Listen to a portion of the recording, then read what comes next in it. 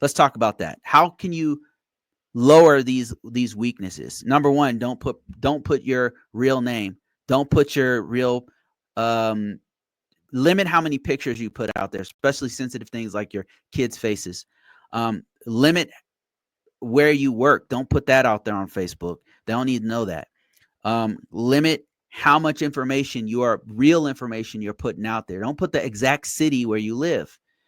Um, Put adjacent cities at least. Like, try to mislead people at least from that. That's a mitigation. That means we're lowering the risk. That is a best security practice. Don't put personal and identifiable information on social media.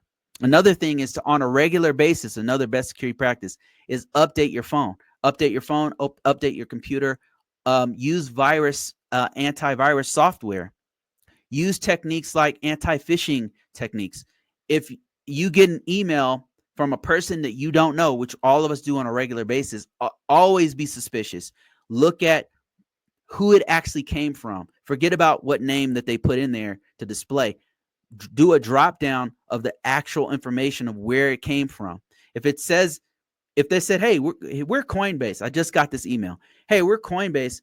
We're about to switch wallets. We want you to switch.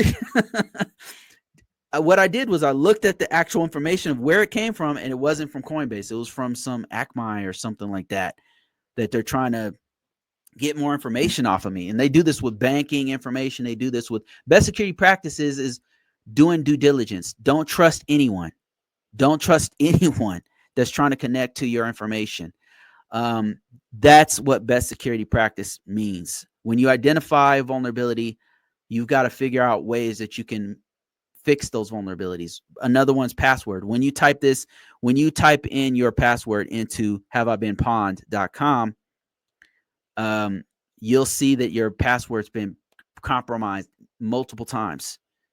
Change your password. That's best security practices. Use multi-factor authentication. If you're not using the account, delete it, remove it.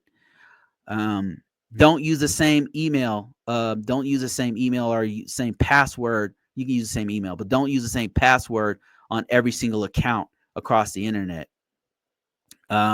So that's best security practices. When you first you got to identify the vulnerabilities. If you don't know there's a vulnerability there, how can you use best security practices on it?